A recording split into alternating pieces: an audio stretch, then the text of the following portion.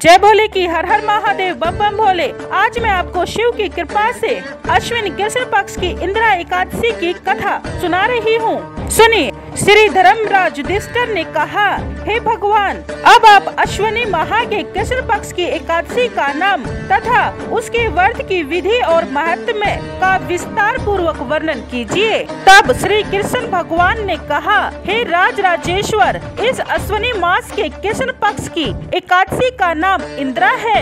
यह अधोगति को प्राप्त होने वाले पितरों को मुक्ति प्रदान करती है। सतयुग में पुत्र पौत्र धन धान्य आदि से परिपूर्ण शत्रुओं का नाश करने वाला इंद्रसेन नामक प्रतापी राजा महेशमती नामक नगरी में राज्य करता था। एक समय जब राजा अपनी सभा में विराजमान था, तभी उस समय देव ऋषि नारद जी वहाँ पर पधारे। राजा ने मुनि को आया देख अपने आसन से उठा और उनका आदर सत्कार कर प्रणाम करके उन्हें उच्च आसन पर बैठाया।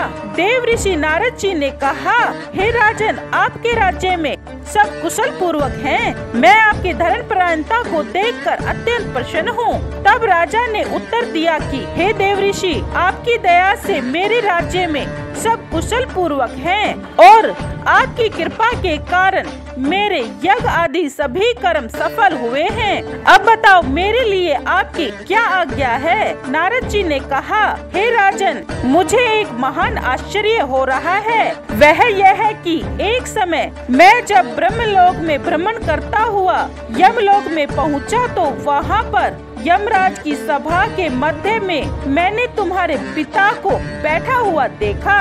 तुम्हारे पिता महान ज्ञानी ध्यानी धर्मपरायण थे, किंतु एकादशी का व्रत खंडित हो जाने के कारण यमलोक में गए हैं। उन्होंने मेरे द्वारा तुम्हारे लिए एक समाचार भेजा है और कहा है कि यदि मेरा पुत्र अश्विनी मास के कृष्ण पक्ष की इंदिरा एकादशी का व्रत मुझे अर्पण कर दे, तो मैं अवश्य ही यमलोक से छूटकर स्वर्ग लोक को प्राप्त हो जाऊंगा। जब नारद जी द्वारा राजा ने अपने पिता का यह दुखद समाचार सुना, तो वह अति दुखी हुए और नारद जी से इंदिरा एकादशी के व्रत की विधि बताने के लिए कहा। तब नारद जी बोले, हे राजन, अश्विनी मास के कृष्ण पक्ष की दशमी के दिन प्रातः काल श्रद्धा सहित स्नान करने के पश्चात दोपहर को भी स्नान करें।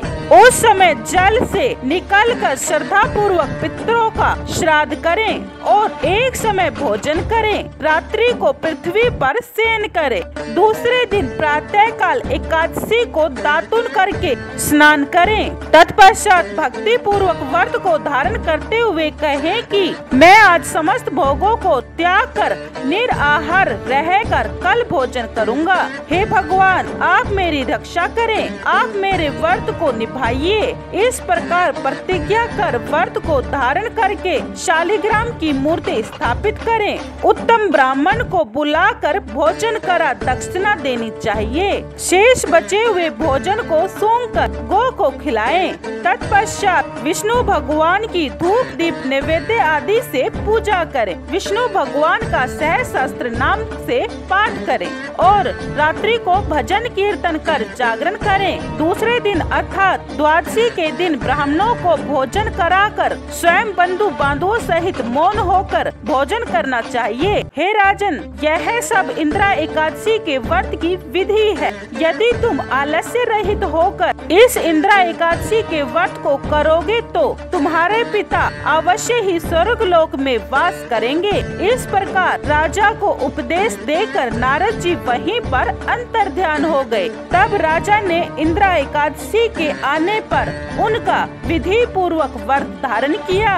बंधु बांधवों सहित इस व्रत को करने से आकाश से पुष्प वर्षा हुई। राजा के पिता यमलोक को त्याग कर गरुड़ पर सवार हो स्वर्गलोक को चले गए और राजा इंद्रसेन भी इस व्रत के प्रभाव से इस लोक में सुख भोग कर अंत में स्वर्गलोक को गए। भगवान श्री कृष्ण ने कहा कि धर्मराज युधिष्ठिर, इस व्रत की कथा को पढ़ने और सुनने मात्र से ही मनुष्य के समस्त पाप नष्ट हो जाते हैं। जो कोई भी बीमारी के कारण व्रत को नहीं कर सकता है वह चावल ना खाए और सिर्फ कथा ही पढ़ ले तो उससे उसका उद्धार हो जाएगा। एकादशी का व्रत सभी को करना चाहिए। इसमें चांदन और अंधेर का भेद नहीं समझना चाहिए, क्योंकि दोनों एकादशी एक समान होती है, दोनों का फल बराबर होता है। लक्ष्मीपति विष्णु की जय हो। जय भोले की।